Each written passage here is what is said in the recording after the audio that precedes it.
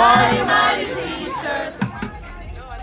The only way we see real change in this society is through education and through opportunity through education. I work at Lindblom Math and Science Academy, which is a Chicago public school, but it's a selective enrollment. I teach 11th and 12th grade history there. This is my 12th year teaching. We have about 28,000 members in the Chicago Teachers Union. So in that space, I started to really get involved in union politics. It was actually my second year teaching. It was not tenured. The importance of a union for anybody is unmatched. To have a 256-page document that says, these are my working conditions and this is what you have to abide by is a really significant thing.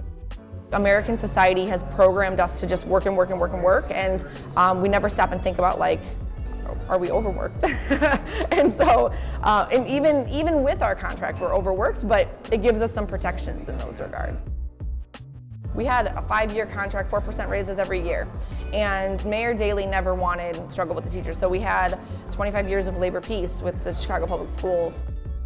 They didn't want teachers to go out on strike, right? We had a strike almost every year in the 80s. When Mayor Daley stepped down as mayor and Rahm Emanuel ran, the first thing he did was take away that last year of the contract, our raises in that contract. He took them away from us, it was 4%, and that I think was the first trigger in okay, who are we dealing with now, right? He's a brand new mayor, he decided to do this, and so we got 0% raises that year.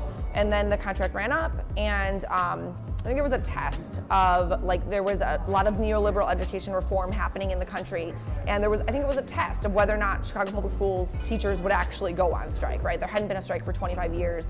How would that, what would that look like? So in 2012, we ran a successful 7-day strike.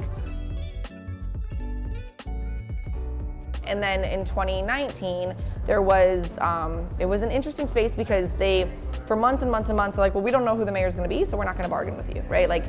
All the way up until last May, they're like, well, we have no idea who the mayor's gonna be, so we don't even know if we'll have a job, so we're just not gonna bargain with you. We go all summer bargaining. They refuse to give us any counter proposals. We gave them a 50-page document with 75 different counter proposals in it.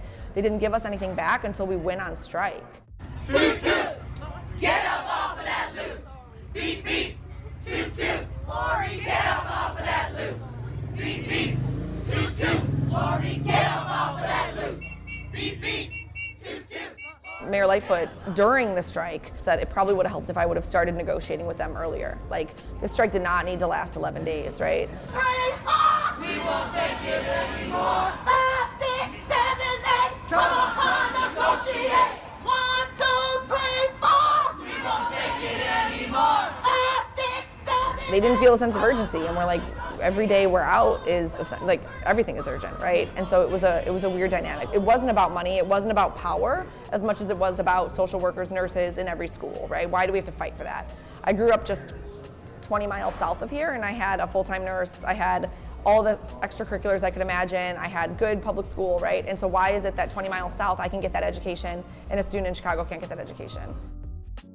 The strike for these teachers this year was very personal. We need extra support in these schools to help kids learn and grow. In terms of staffing, there's just no reason to not have a nurse in every school every day, right? Kids don't only get sick on Tuesdays.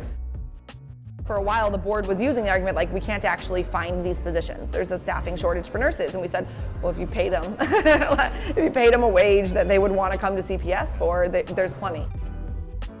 People want a life with dignity. Doesn't every job deserve a life with dignity?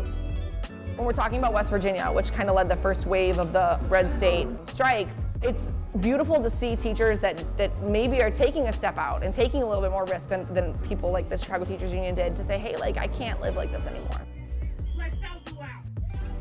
My dad was a union carpenter. My dad got a pretty decent wage, but I didn't understand until really getting involved in the Chicago Teachers Union, what people power is, what democracy actually looks like in the workplace. That doesn't belong in a teacher's contract. No matter how good of a job your job is, no matter how white collar or blue collar, everyone deserves to have democracy in the workplace. Everyone deserves to have due process, to have the benefit of the doubt when something happens, and to have a living wage. Unions provide that security. Unions are not perfect, but they are the closest thing we have to perfect in protecting workers' rights. One of the things I always teach my students, what does it look like for regular people to have ownership over the production of their goods?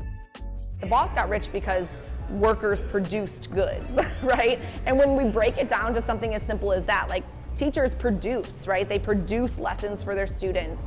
Workers in a factory line produce the object or item being sold. Like any example you can give, the worker is the one that is creating the wealth. If we can have the discussion about where that wealth comes from, then we have the discussion of why don't they get a share of that wealth, right? And why don't they get a share of that rights, that democracy, that ownership of that product? We have such a rich union history in Chicago. My students have learned about Haymarket and they've learned about Pullman.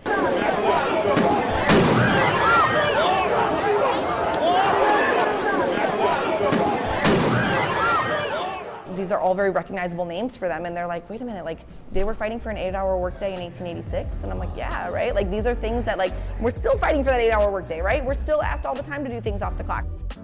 When you talk about workers have a life with dignity, have leisure time, and have democracy in the workplace, like unions are the only one that's gonna give you that. The boss is never gonna give you anything to help you, and so you've got to take it. You've got to take it.